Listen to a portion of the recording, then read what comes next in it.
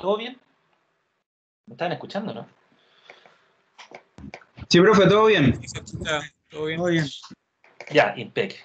Puse a grabar recién la clase porque se me había olvidado. Primera clase que tengo de vuelta de vacaciones, así que hay cosas que se van olvidando. Pero no importa, en principio solamente introductoria, así queda un poco lo mismo. A ver, objetivo general, la idea es que nosotros les voy a entregar a ustedes en conocimiento todos los conceptos que les van a servir a ustedes para el desarrollo de la ingeniería hidráulica. ¿Ya? Nosotros aquí lo estamos viendo a nivel básico, porque de hecho ustedes ya no tienen mecánica de fluido, que es un ramo que es absolutamente necesario para entender lo que es hidráulica. Entonces, como salió de la malla, yo hago acá una parte bien introductoria respecto a la mecánica de fluidos para que puedan entender conceptos. De todas maneras, esto no es muy distinto en cuanto a conceptos a lo que ustedes aprendieron en física, cuando vieron fluidos, tanto en el colegio como me imagino en los ramos de física de sus primeros semestres en la universidad. Vamos a hablar, no sé, del concepto de volumen, densidad, peso específico, qué sé yo. Y eso lo vamos a aplicar porque son necesarios para poder desarrollar los problemas que vienen después. ¿Ya? Y por lo mismo, todos esos conceptos que se les van a entregar a ustedes van a tener que comprenderlos por un lado y luego aplicarlos. ¿Ya? Y lo vamos a aplicar mediante ejercicio. Esta asignatura fundamentalmente son desarrollo de problemas. ¿Ya? Aunque pueden haber preguntas teóricas también en las evaluaciones, generalmente lo más que nosotros desarrollamos son ejercicios. Por lo mismo que vamos a ver ahora nosotros la programación y van a ver que hay varias aparte de que yo en las clases ya desarrollo ejercicio, vamos a tener clases que son solamente para práctica, las cuales las voy a desarrollar yo. Con la intención de que vayamos viendo la mayor cantidad de problemas de distintos índole para que puedan ir entendiendo cuáles son los problemas que se van generando, ¿cierto? De repente para entender algún tipo de ejercicio, qué sé yo. Nosotros vamos a ver esto tanto en estos dos módulos lo vamos a ver tanto en tuberías como en canales, ¿ya? Que tienen un comportamiento distinto. O sea, es distinto el comportamiento del agua dentro de una tubería que en un río, por ejemplo, ¿ya? Debido a una variación muy importante que lo vamos a ver más adelante. ¿Ya? En general, conceptualmente es prácticamente lo mismo, pero hay algo que cambia y que es bastante relevante. Y de ahí viene toda la modificación en el análisis entre un módulo y el otro. Específicamente, en cuanto a los objetivos, ¿cierto? Lo primero que vamos a ver, o no lo primero, sino lo que vamos a lograr a partir de este curso es que vamos a poder analizar el comportamiento del escurrimiento en tuberías en flujo permanente. ¿Ya? Nosotros no vamos a ver flujo impermanente, que vamos a ver también más adelante qué quiero decir con permanente e impermanente. Y en cuanto a flujo permanente, vamos a ver todo lo que es pérdida de cargas singulares y regulares. Todo esto que yo les estoy nombrando aquí, que es chino mandarín para ustedes, lo van a entender después, ¿ya? Porque todo esto lo vamos a retomar en las clases siguientes.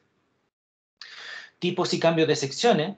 Puede ser una tubería, que el agua vaya fluyendo por una tubería circular, o puede ser incluso hasta por un cajón, ¿cierto? No sé, ustedes han visto alguna vez en los canales que de repente hay unos cajones que son cuadrados, ¿ya? Que son como unas tuberías cuadradas, por así decirlo, y que obviamente tienen un comportamiento hidráulico distinto, ¿ya? El agua afecta de manera distinta. Estos generalmente están debajo de los puentes, estas secciones cuadradas. Hay secciones que son de semicírculo, ¿ya? No sé, hay distintas formas. Por otro lado, vamos a analizar el comportamiento del escurrimiento en canales y lo vamos a ver en flujo uniforme, donde vamos a ir a utilizar la ecuación de Manning para lo que es flujo uniforme, cálculo de secciones, las secciones más óptimas, condiciones de contorno, cómo las condiciones de contorno modifican el cálculo de los ríos, ¿cierto? Del comportamiento del agua en los ríos. Y vamos a ver también flujo variado. Y en cuanto a flujo variado, vamos a ver lo que es eje hidráulico, resalto hidráulico, singularidades, ¿ya? Vertederos, compuertas, secciones dentadas, que en el flujo variado vamos a tener el rápidamente variado y el gradualmente variado, que son, como les digo, comportamientos distintos, pero que no voy a entrar ahora en mucho análisis porque lo vamos a ver más adelante cuando corresponda. Pero en un río, más o menos a modo de que tengan una visión de esto, los ríos son muy variables, a diferencia de una tubería, que una tubería más o menos es una sección fija, ¿ya? Está estandarizada una tubería, tiene una cierta rugosidad interior, ¿cierto? Porque es muy importante la rugosidad que tiene la tubería, ¿cierto? Dependiendo de la rugosidad, o sea, si es una tubería lisa de PVC, por ejemplo, a diferencia de una tubería, no sé, de asbestocemento, ¿ya? O de hormigón, una tiene menos, es más lisa que la otra, una tiene menos, o un espesor más suave, perdón, un borde más suave que el otro. Entonces, al ser más suave, el agua fluye de manera distinta. ¿Por qué? Porque tiene menor resistencia al flujo. En una tubería de PVC el agua fluye más libremente, entre comillas, que en una tubería de hormigón, por ejemplo. ¿Ya? Eh, por lo tanto, el flujo, en el caso de los ríos pasa lo mismo. Hay secciones de río en que hay mayor vegetación, hay otras secciones en que hay más piedra, hay otras secciones en que solamente tierra. Entonces el río va a ir cambiando a medida que va escurriendo por estas secciones. Y esos cambios, ¿cierto?, tienen un impacto que no es local. O sea, ¿qué quiero decir con eso? Que si el río, yo estoy mirando, justo estoy en el borde de un río y estoy mirando lo que está pasando en esa sección, lo que esté pasando en esa sección del río no afecta solamente ahí. ¿Qué estaría pasando? ¿A quién se le ocurre algo? Si yo estoy mirando a un río y en un punto y, por ejemplo, cae una piedra grandota, gigantesca, ¿ya? Cayó del cerro del frente. ¿Qué va a pasar con el río? ¿Creen ustedes?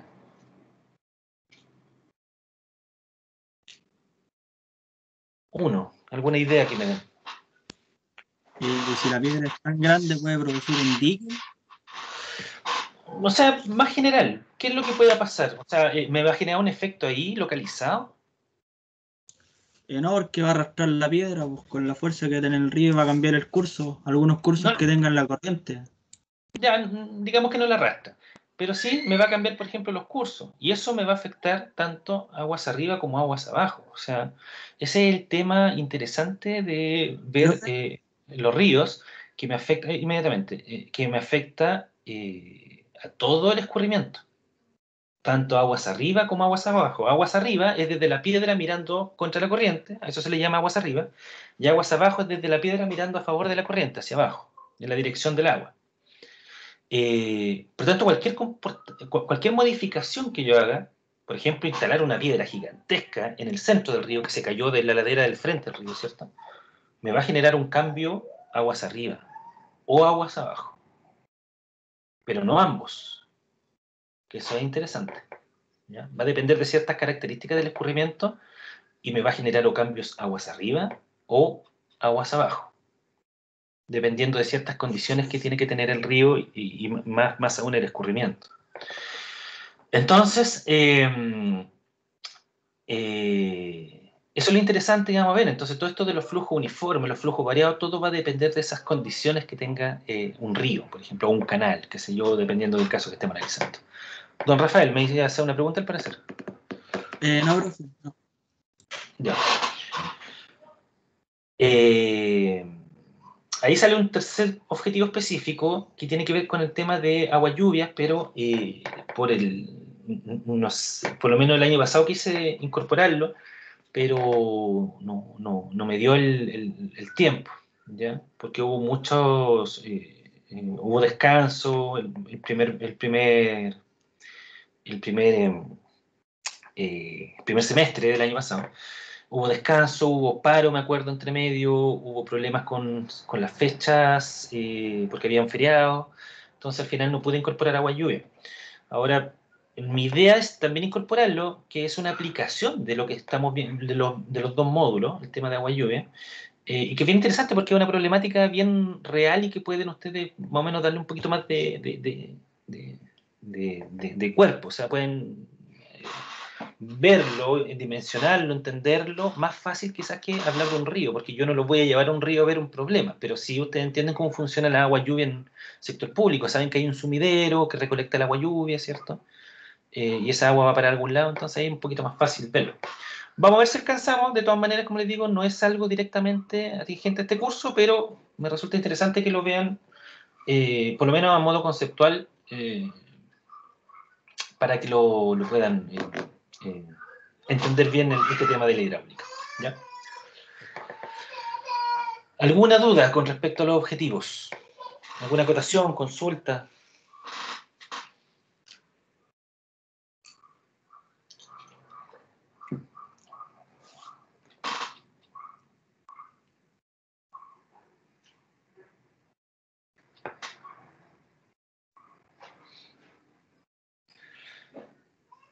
Con respecto a las evaluaciones, la nota para aprobar la asignatura es un 4 y tiene una exigencia del 60%. ¿Ya? El método de evaluación son 2 pruebas escritas que cada una va a ponderar un 35%. O sea, por lo tanto, ambas pruebas van a ser en su total un 70% de la nota final y vamos a hacer 2 pruebas diagnóstico que va a valer un 15% cada una. O sea, igual son bien importantes. Las pruebas de diagnóstico, lógicamente, va a ser antes de cada una de las pruebas. O sea, vamos a tener una prueba de diagnóstico primero, luego el certamen o prueba 1, luego vamos a tener una tercera prueba que va a ser de diagnóstico y finalmente una cuarta prueba que va a ser una prueba acumulativa de todo el módulo, ¿cierto? Módulo 2, que va a tener un 35%. Entonces, si vemos, son 35, 35, 15 y 15, y con eso suman el 100% de la nota final, ¿ya? Con exigencia todas del 60%. Si el promedio ponderado de esas 4 notas es menor a un 4, debe rendir examen, ¿ya? Y ahí el examen pondera un 40% de la nota final. O sea, si a ustedes les da, por ejemplo, promedio 3,5, el 3,5 va a ponderar un 60% de la nota final y la nota del examen el 40% de la nota final. Y la suma de esas dos notas debe ser superior a 4 y ahí van a aprobar la asignatura. Y el examen corresponde a toda la materia, es acumulativo, es toda la materia del semestre, los 2 módulos que vamos a ver. ¿Está claro eso? ¿Hay alguna duda? Profe, Ángela. profe, ¿me escucha? Sí, la escucho. Ya, para eximirse usted dijo sobre un 4 y puede ser con algún rojo. Sí, no hay problema. No hay problema Ah, si ya. tienen una nota roja. A mí me interesa solamente su promedio final. ¿Ya? Eh, tiene que tener sobre 4 con las 4 notas ponderadas. Si tiene bajo 4, no importa cuántos rojos tenga. O sea, ojalá no tuviera ni uno.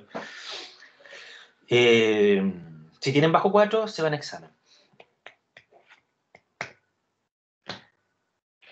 ¿Dudas, chicos? Profe, ¿podría explicar el tema de las pruebas de diagnóstico un poco? Que no entendí muy bien. A ver, se lo explico en la diapo que viene, porque ahí viene el programa, la planificación de las clases, y ahí revisamos el tema de la prueba de diagnóstico, ahí se lo explico mejor.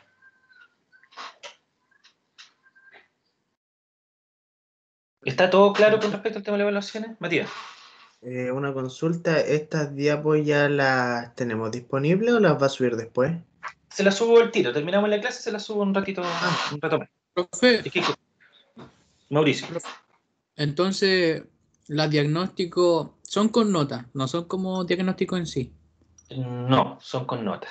Ah, Quizás ya. está mal utilizado el concepto, Ya, pero no, son con notas. Valen vale, un 15%, son 2 pruebas y tienen un 15% cada una. ya. Gracias. ¿Ya?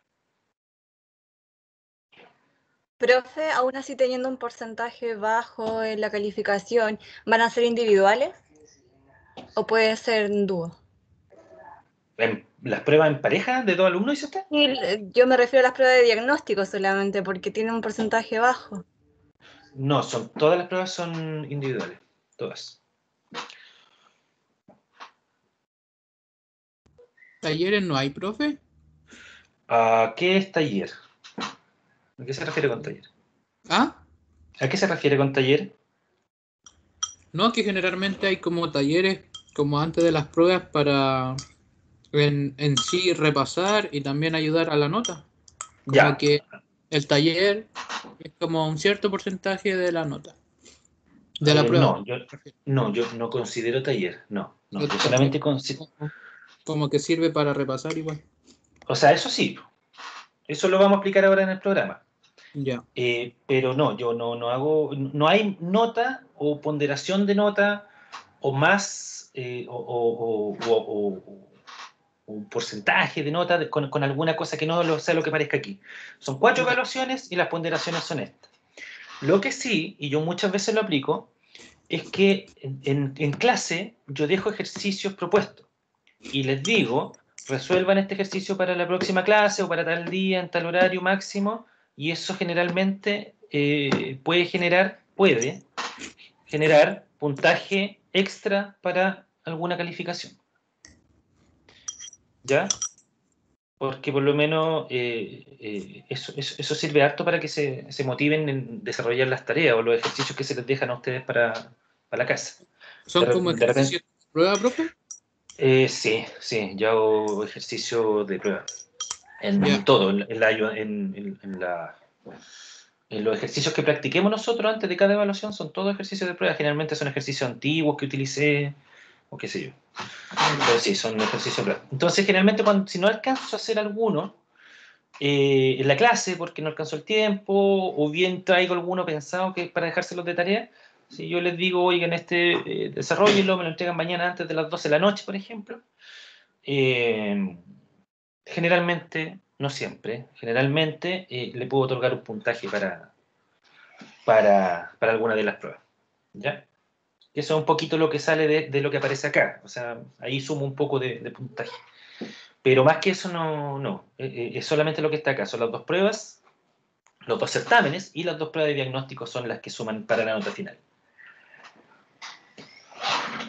¿Estamos? Ya. Aquí le respondo a 2 preguntas que me hicieron respecto a la prueba de diagnóstico y el tema práctica. A ver, nosotros cerramos el semestre el 15 de julio. Yo generalmente los libero de las clases harto antes del fin del fin del semestre, porque la idea es que generalmente las últimas 2 o incluso hasta 3 semanas del semestre son casi puras pruebas, ¿ya? Entonces, estarle haciendo clase y con la mente ustedes puesta en trabajo y prueba y todo el cuento, generalmente ni siquiera van a clase. Y lo entiendo porque están colapsados. Entonces, por lo tanto, yo trato de acotar las clases para poder terminar un mes antes, más o menos, ¿ya? Con lo que es clases. Entonces, de todas maneras, la experiencia también me ha dado que los programas generalmente tienden a desfasarse un poco por distintas razones, ¿ya? A lo mejor va a haber algún horario protegido más adelante, o van a tener ustedes, me van a solicitar la no realización de alguna clase porque tienen algún tema que ver ustedes como universidad o como curso, qué sé yo. Por eso siempre dejo varios días libres para el final del último mes, como les digo, que me sirven también como comodín en caso de que tengamos que hacer alguna clase extra, ¿ya? Por ahora, la planificación, el programa, es el que está ahí en la presentación. Partimos el día de hoy, lunes 15 de marzo. Vamos a tener 2 clases semanales, ¿cierto? 2 días a la semana vamos a tener clases. El próximo miércoles, la idea es que nosotros ya podamos hacer una primera práctica, ¿ya? O sea, hacer varios ejercicios de lo que nosotros veamos en las clases que tenemos ahora entre hoy día y el próximo lunes. La verdad es que la clase de hoy es un poco más introductoria para que podamos conversar todos estos temas y el miércoles ya nos tiramos de cabeza lo que es materia. Entonces vamos a hacer una primera práctica. Tengo otra práctica planificada también para el lunes 5 de abril y la prueba de diagnóstico sería para el 7 de abril. Ahora, como les digo, en clase yo igual hago ejercicio, o sea, en ese sentido vamos a tener harto tiempo para hacer ejercicio. O algunas de esas prácticas también podemos utilizarlas para pasar un poco de materia, o sea, en ese sentido no es tan estructurado el programa, ¿ya?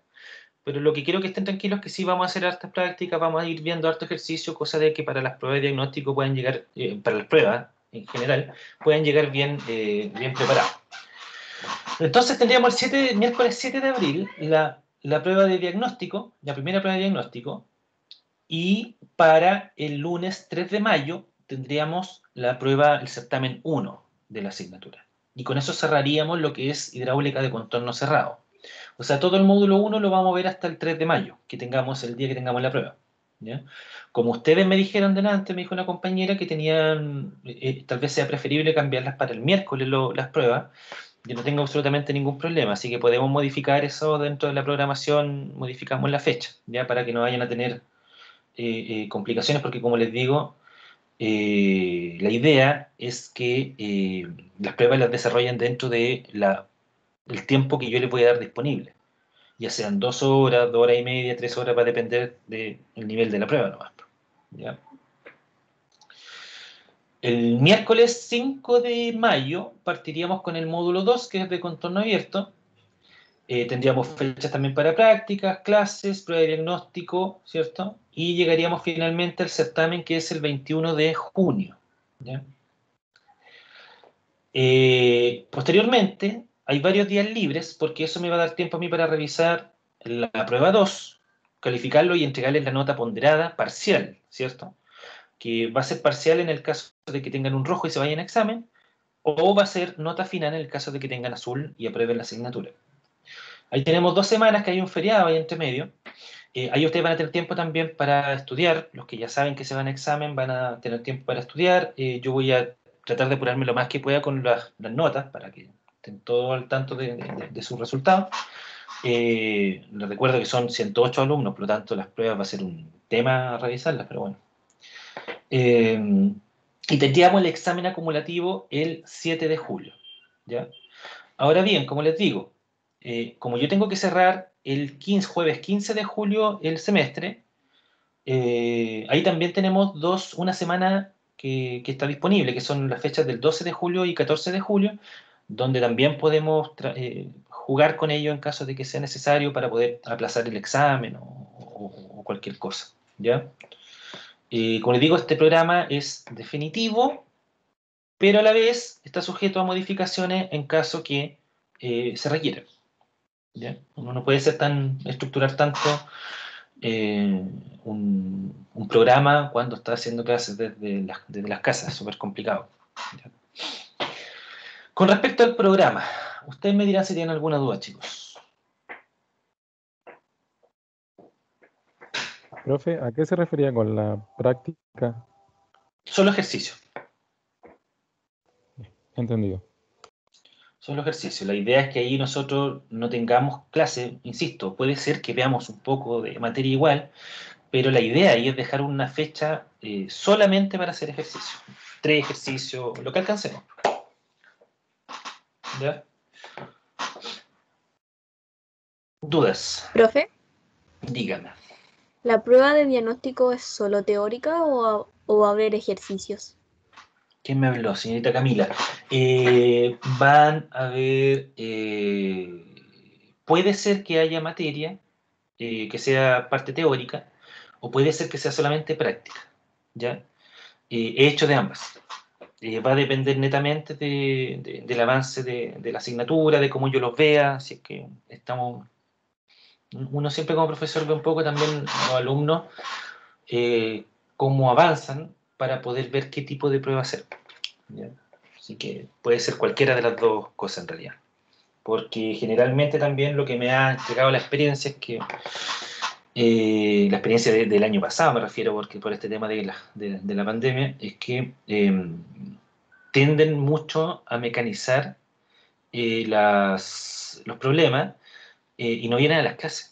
Entonces, si no vienen a las clases, que al final ustedes ya tendrán claro que al final es cacho para ustedes nomás, porque después tienen que mirarlas, tratar de mirar apurado, de ver, no sé, 10 clases de 2 horas, de 1 hora y media cada una, verla en 2 días, lo cual es inhumano, o sea, nunca van a entender absolutamente nada si hacen eso.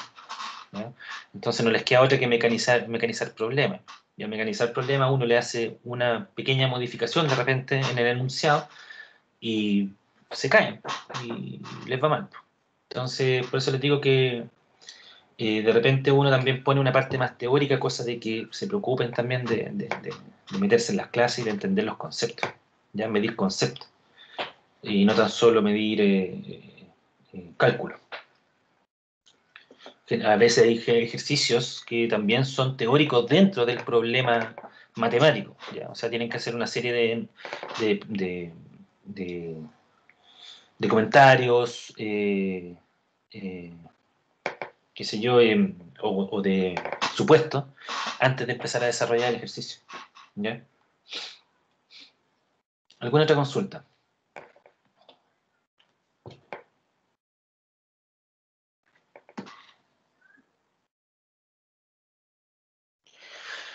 A ver, esta parte es súper importante y qué bueno que va a quedar grabado, porque para los que vean esta primera, los que no vinieron a la clase y vean esta primera grabación, esta primera clase. A ver, hay 3 reglas fundamentales de este curso, y de todos los cursos, yo creo, que es con respecto primero a los alumnos que faltan a alguna evaluación. El que falte alguna evaluación, sea la que sea, cualquiera de las 4 evaluaciones, va a tener nota 1 en esa prueba, ¿ya? Insisto, sea cual sea, si es una prueba de diagnóstico, o si es una prueba, un certamen, van a tener un 1 en caso que falten. Sin embargo, tienen la opción de tener una justificación, que va a ser obviamente la oficial, que es una licencia médica, ¿ya? Y que obviamente tienen plazos para presentarlo que están dentro del reglamento del estudiante. Eso tienen que saberlo ustedes o lo llamo a que lo lean, para que estén al tanto.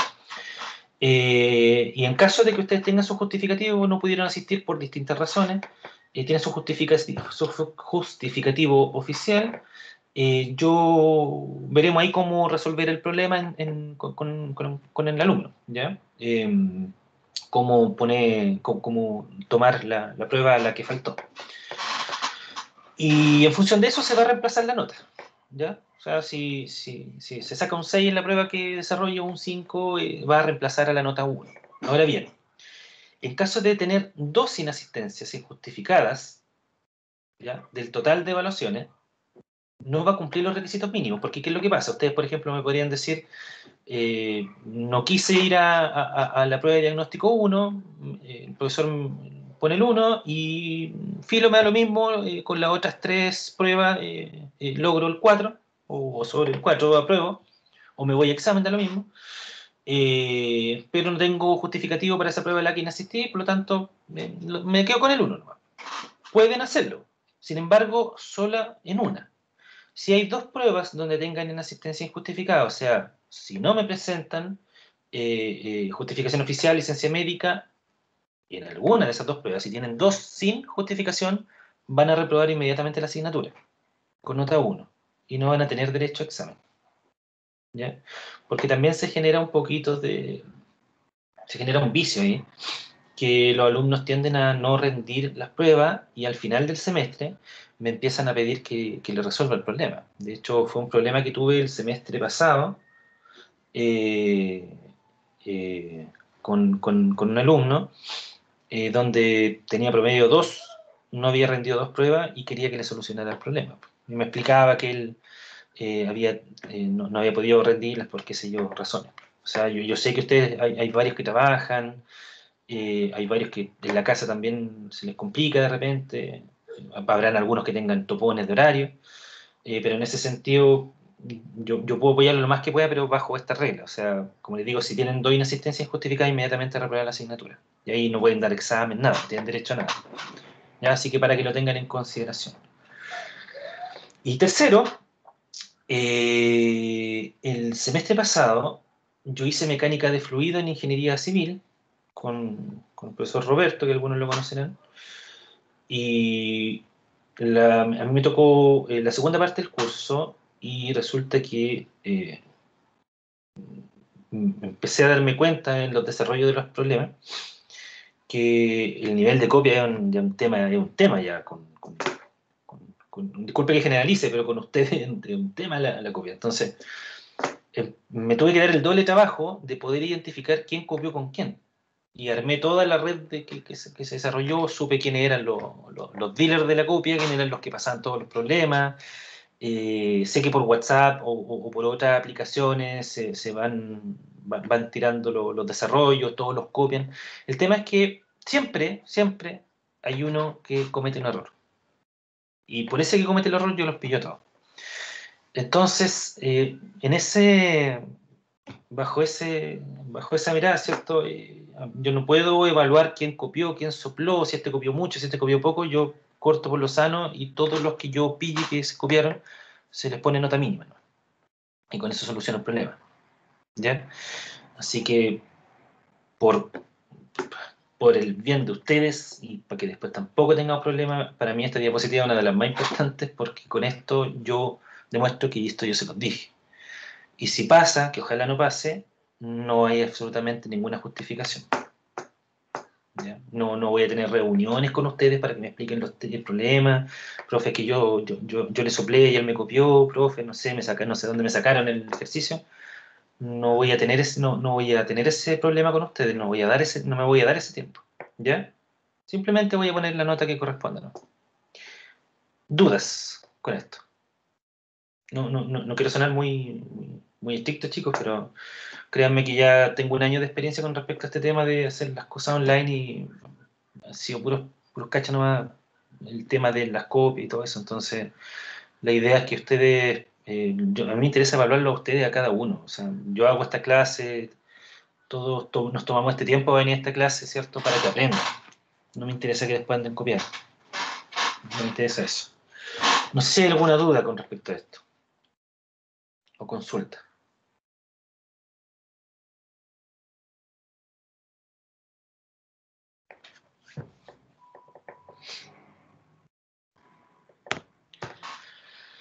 Ya, con respecto a los contenidos, como les decía, vamos a ver dos módulos, que uno es la hidráulica de contorno cerrado. Aquí vamos a ver los conceptos de conservación de la energía, ¿ya? Que es un tema, ustedes como sabrán y como habrán escuchado, que es algo que hemos escuchado todos en toda nuestra vida, que la energía no se crea ni se destruye, solo cambia, ¿cierto? Entonces, sea donde sea que se mueva el agua tiene energía, igual que todo lo que tenga masa, ¿cierto? Tiene energía. Y en este caso el agua tiene energía y esa energía tiene que transformarse, ¿ya? Y esas transformaciones, la sumatoria de todas esas transformaciones entre un punto y otro, o sea, en un punto 1 y un punto 2 hacia donde se desplazó el agua, van a existir cambios en sus energías, en las distintas energías que tiene el agua, ¿ya? Que nosotros vamos a ver cuáles son estas. Y obviamente esas energías, para poder saber qué es lo que pasa entre el punto 1 y el punto 2 con el agua, para poder saber lo que pasa, nosotros necesitamos evaluar esas energías, cómo cambian.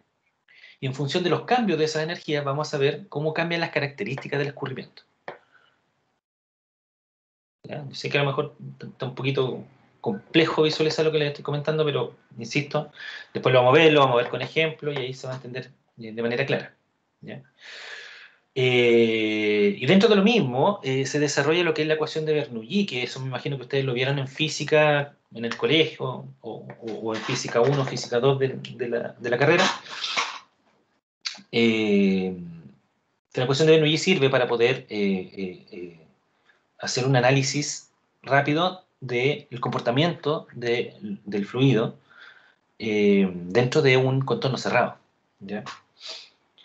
Por otro lado, vamos a ver lo que es la conservación de la masa, que más o menos bajo el mismo concepto de conservación de la energía, nosotros también sabemos que la masa no se va a destruir ni a crear, ¿cierto? Va a mantenerse en este caso constante, no se va a ver modificada. O sea, no es que la única forma de que varíe la masa en un fluido es que parte de esa agua que viene, o hablo de agua, pero en realidad en estricto rigor es fluido, lo que quiero decir, porque vamos a ver distintos tipos de fluidos, ya a trabajar sobre todo en la parte inicial, donde vamos a trabajar con la parte de mecánica fluida y nosotros trabajamos con distintos fluidos, no solamente con agua.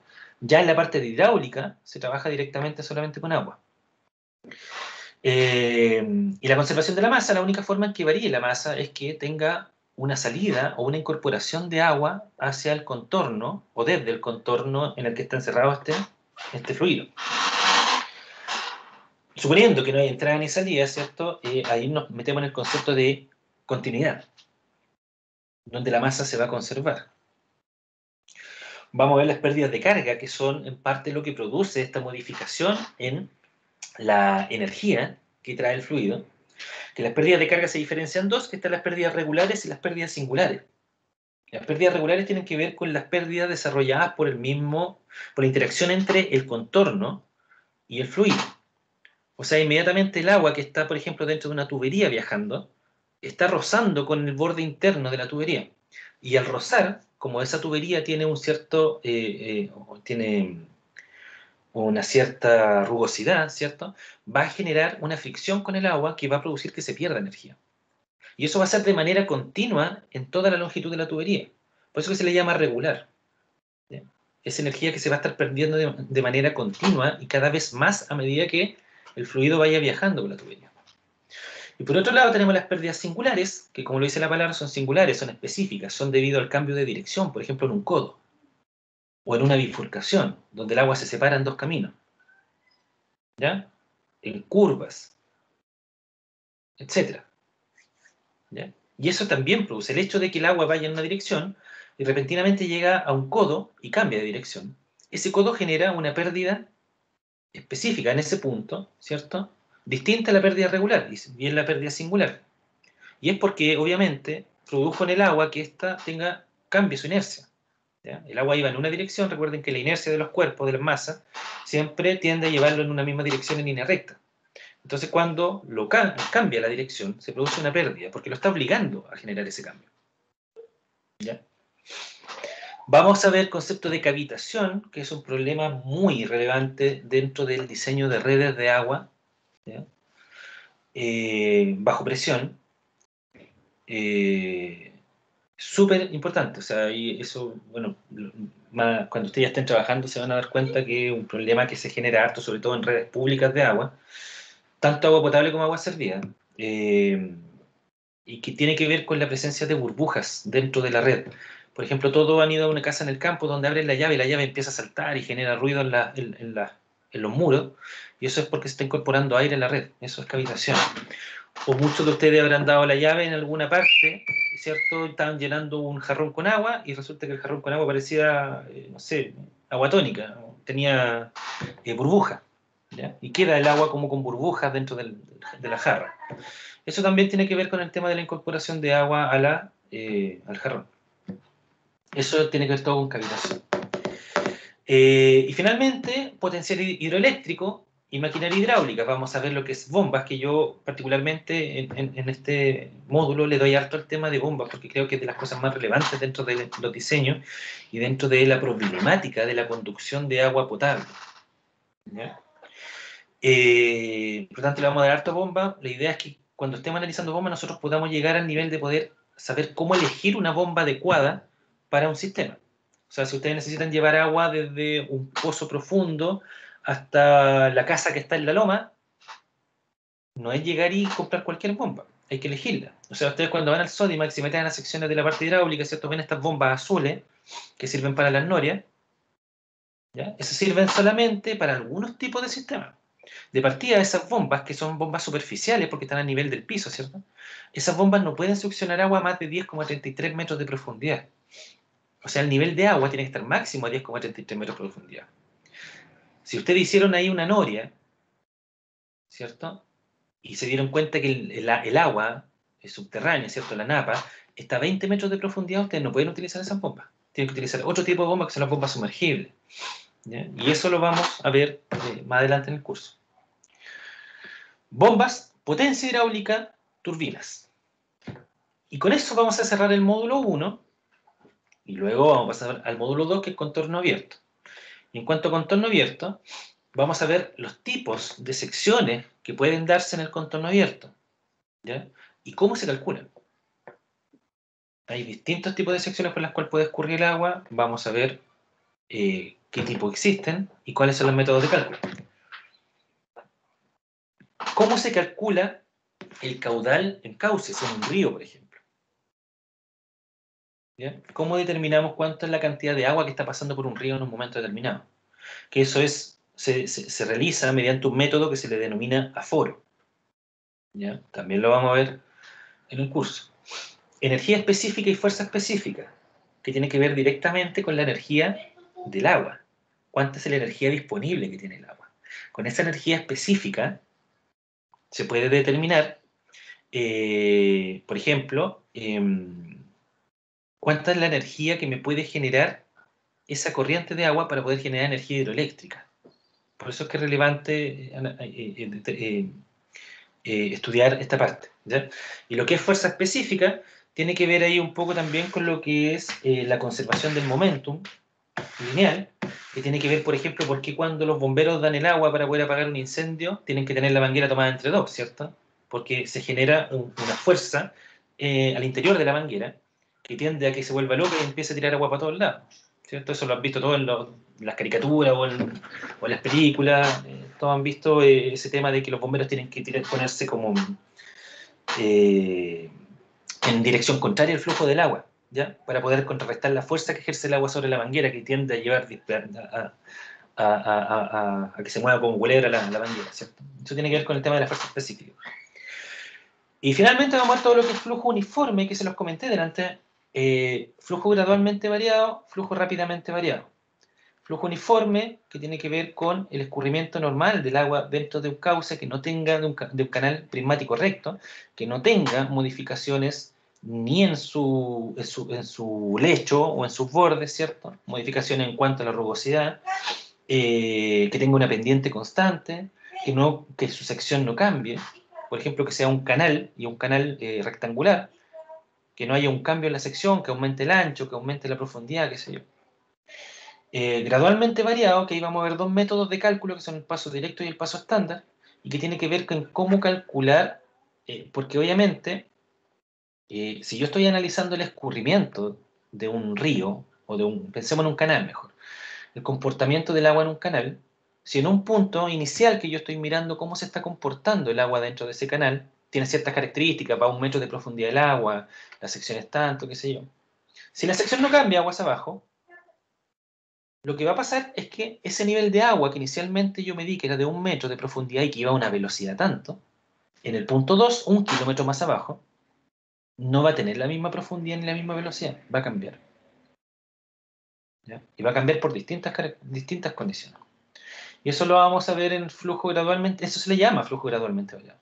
Y el rápidamente variado es cuando esos cambios, esas modificaciones en el curso del agua se produce de manera instantánea, en un tramo cortito. No es instantáneo, pero es un tramo muy corto, ¿ya? De metros, de pocos metros. Y que también vamos a ver ejemplos de dónde se producen flujos rápidamente variados, que son, por ejemplo, el caso de los resaltos hidráulicos. Vamos a ver también ahí, por ejemplo, lo que pasa en los vertederos, que también se produce un flujo rápidamente variado, o en las caídas, ¿cierto? En los bordes de un canal, en las caídas libres, que también se produce este hecho puntual, ¿ya? Y que genera un cambio en el tipo de flujo. ¿Dudas con respecto a los contenidos, chicos? Consultas.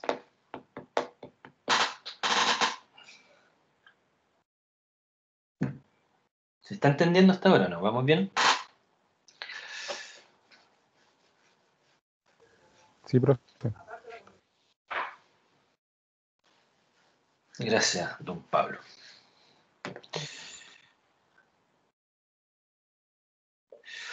Ya. Y finalmente, las escalas de notas. Ya les dejo acá en la presentación la escala de nota con exigencia del 60%, tanto para escalas del 1 al 7 como para escalas del 1 al 100.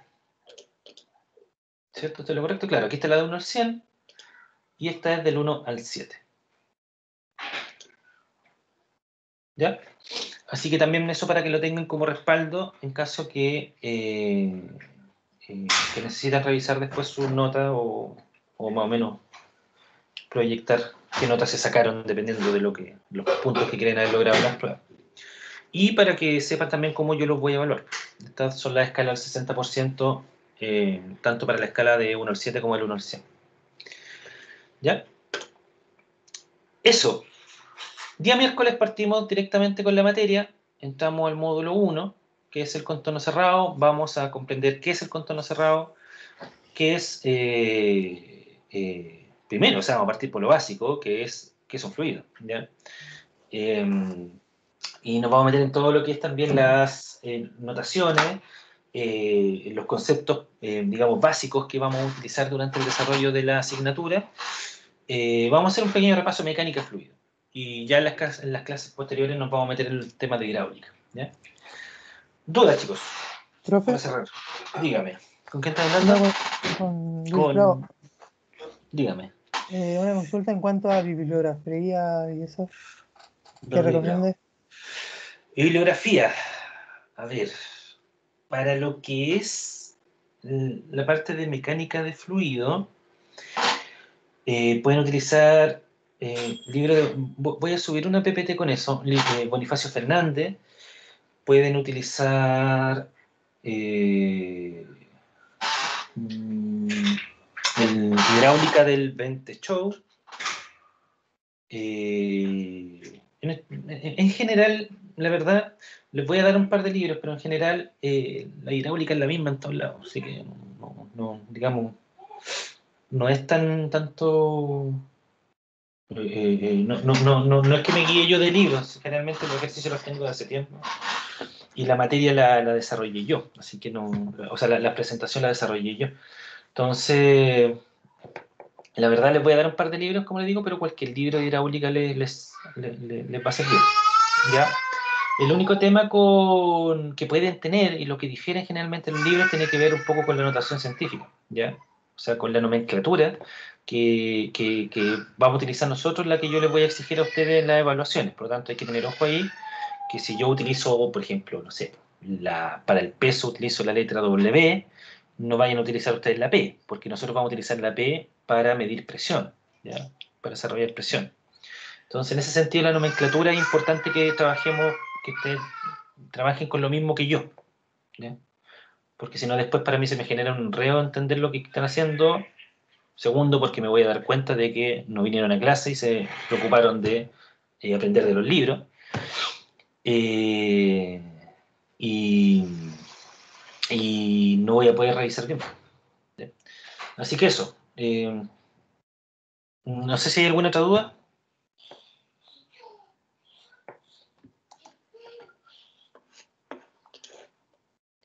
Vi por ahí que me preguntó Paloma si va a subir la clase. Sí, la voy a subir a YouTube y les voy a dejar todos los links. Yo desarrollo la clase, la subo a YouTube y el link lo dejo en el LMS. El problema es que estoy con problemas para ingresar al LMS. Ya algo pasó. Me imagino que debe ser lo mismo que tuvimos el problema con Teams. Me imagino que es un problema de las cuentas. Entonces, solucionando eso, les voy a subir tanto la presentación de las clases como el link para ver la clase de YouTube. ¿Ya? Y eso va a ser todas las clases que tengamos, siempre voy a estar preocupado de estarlo subiendo inmediatamente. ¿Ya? Así que no sé si hay alguna duda, chicos.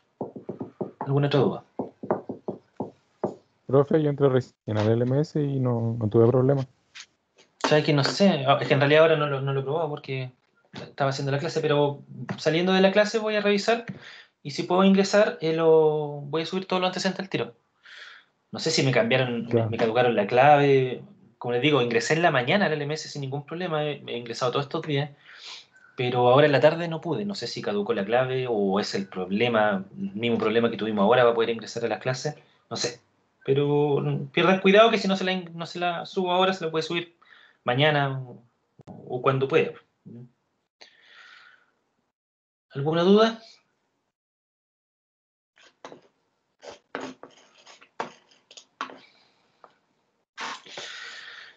Ya, pues, lo dejamos hasta acá entonces.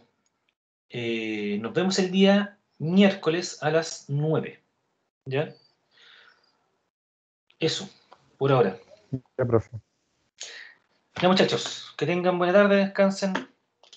A todo esto, que tengan buen semestre también, no había alcanzado a decirle antes. Que tengan un buen semestre, un buen inicio del semestre. Ojalá que se pase luego esta tontera para que podamos vernos. Y desearles lo mejor nomás, porque les vaya súper bien en su ramo. Ojalá que prueben todo.